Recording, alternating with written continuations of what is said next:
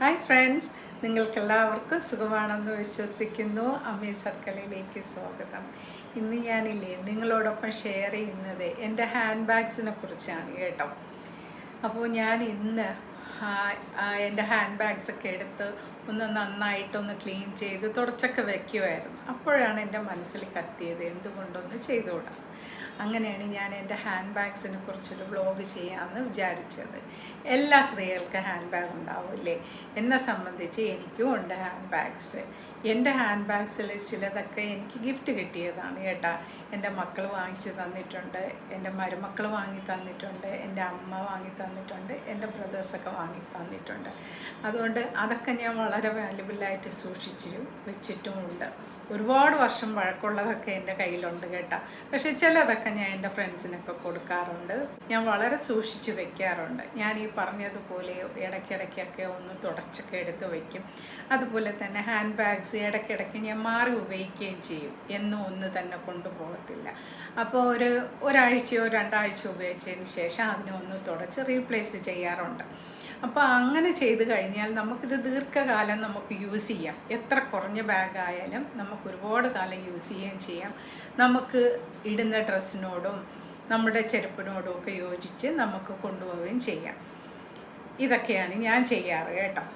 അപ്പോൾ എനിക്ക് വിദേശിയായിട്ടുള്ള ബാഗുകളാണ് എനിക്ക് കൂടുതലും ഉള്ളത്. സ്വദേശത്തുനിന്ന് ഞാൻ വാങ്ങിച്ചത് ഒരെണ്ണം മാത്രമേ ഉള്ളൂ. ബാക്കിയെല്ലാം ഞാൻ വെളിയിൽ നിന്നൊക്കെ കൊണ്ടുവന്ന ഹാൻഡ് ബാഗ്സുകളാണ്. ഒരുപാട് വർഷം ലാസ്റ്റ് ചെയ്യും. അതുപോലെ തന്നെ ലെതർ ആണ് എനിക്ക് കൂടുതലും ഉള്ളത്. ലെതർ അല്ലാത്തത് ചുരുക്കം ആണ്. അപ്പോൾ ലെതർ നമുക്ക് നല്ല കെയർ കൊടുക്കണം. ഇടയ്ക്കൊക്കെ ഒന്ന് വെയിൽ കൊള്ളിക്കുക, ലെതർ നമ്മൾ ഇടയ്ക്ക് പോളിഷൊക്കെ ചെയ്യണം. അങ്ങനെ കുറച്ച് ജോലികളൊക്കെ ഉണ്ടാവും. എന്നാലും അത് ബ്രാൻഡ് ന്യൂ പോലെ മെയിൻറ്റെയിൻ ചെയ്ത് വയ്ക്കാം. പ്ലാസ്റ്റിക് ബാഗാണ് കേട്ടോ. ഇതിൻ്റെ മേളിൽ ഇതുപോലെ ഒരു ഹാങ്ങർ കൂടിയുണ്ട്. ഇതിൻ്റെ ഉപയോഗം എന്ന് വെച്ചാൽ നമുക്ക് ഇടയ്ക്ക് ഇങ്ങനെ ഹാൻഡ് ബാഗ്സ് വയ്ക്കാം കേട്ടോ. ചെറിയ ബാഗ്സ്. അതുപോലെ തന്നെ 2 ഡബിൾ സൈഡിലാണ്. ഒരെണ്ണത്തിലൊരു 12 ബാഗൊക്കെ നമുക്ക് വെക്കാൻ പറ്റും കേട്ടോ. നന്നായിട്ടിത് സൂക്ഷിച്ച് നമുക്ക് കബേർഡിൻ്റെ അകത്ത് തൂക്കിയിട്ടിരുന്നാൽ ദീർഘനാൾ നമ്മളെ ഹാൻഡ് ബാഗ്സ് സേഫായിട്ടിരിക്കും.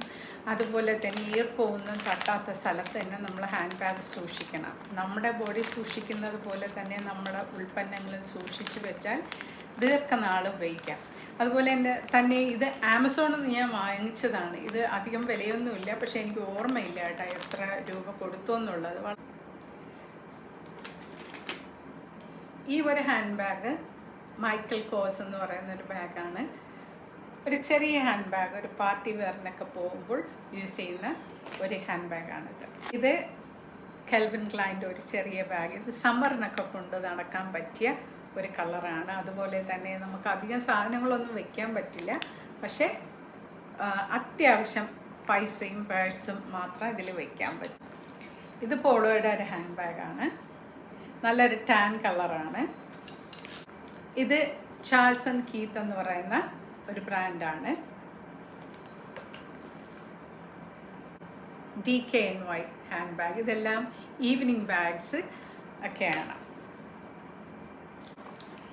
ഇത് ഡ്യൂൺ എന്ന് പറയുന്ന കമ്പനിയുടെ ഒരു ഹാൻഡ് ബാഗാണ്. ഇത് ക്ലച്ച് ബാഗാണ്. ഇത് ഈവനിങ്ങിന് കൊണ്ടുപോകാൻ പറ്റിയ ഇത് ബിബെ എന്ന് പറയുന്ന ഒരു കമ്പനിയാണ്. ഇത് നല്ലൊരു ബ്രാൻഡാണ്. ഇതെല്ലാം ലെതർ ഹാൻഡ് ബാഗ്സാണ്. സ്ലിംഗ് ബാഗാണിത്. ഇത് റാഡ്ലിയുടെ കമ്പനിയുടെ ബാഗാണ്. UK ബ്രാൻഡാണ്. ഇതും ഒരു റാഡ്ലിയുടെ ഹാൻഡ് ബാഗാണ്. ഇതെല്ലാം ലെതർ ഹാൻഡ് ബാഗ്സാണ്. ഇത് മോർ ദാൻ 20 years ആയിട്ടുള്ള ഹാൻഡ് ബാഗാണ്.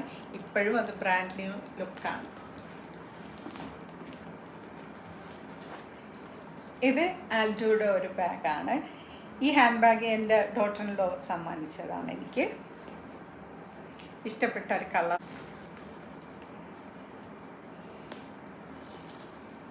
ഇത് ടോമിയുടെ ഒരു ഹാൻഡ് ബാഗാണ്. ഇത് ഞാൻ UK നിന്ന് വാങ്ങിച്ചതാണ്. ഇതും ഒരു 10-15 വർഷത്തിന് മേൽ പ്രായമുള്ളൊരു ഹാൻഡ് ബാഗാണ് കേട്ടോ. ഇത് ലെതർ തന്നെയാണ്. UKയിലെ ഒരു ബ്രാൻഡാണ്.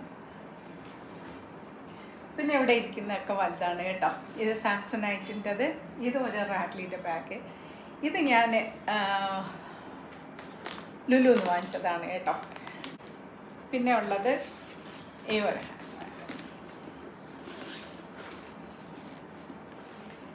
ഇത്രയാണ് എൻ്റെ ബാഗ് കളക്ഷൻസ്. പിന്നെ ഞാൻ പറഞ്ഞുവല്ലോ ബാഗുകൾ എങ്ങനെയാണ് നമ്മൾ സൂക്ഷിക്കേണ്ട വിധം.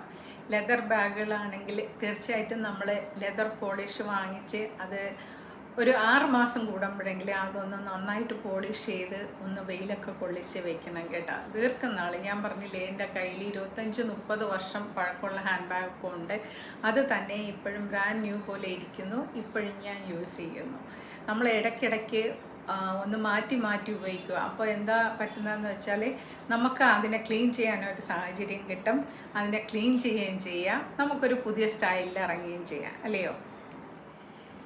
ലെതർ ബാഗുകളല്ലാത്ത ബാഗുകളാണെങ്കിൽ അത് ആ മെറ്റീരിയൽസ് റെക്സിൻ പോലെയുള്ള മെറ്റീരിയലുള്ള ബാഗുകളാണെങ്കിൽ നമുക്ക് ചെറിയ ഈർപ്പമുള്ള ഒരു തുണി വെച്ച് തുടച്ച് നന്നായിട്ട് ഉണക്കി വെച്ചാൽ മതിയാവും, അല്ലേ? ഇടയ്ക്കിടയ്ക്കൊക്കെ അതും ഇതുപോലെ ഒരു 6 മാസം കൂടുമ്പോൾ അങ്ങനെ ചെയ്തു വെച്ചാൽ ദീർഘനാൾ അത് ബ്രാൻഡ് ന്യൂ ആയിട്ട് തന്നെ ഇരിക്കും.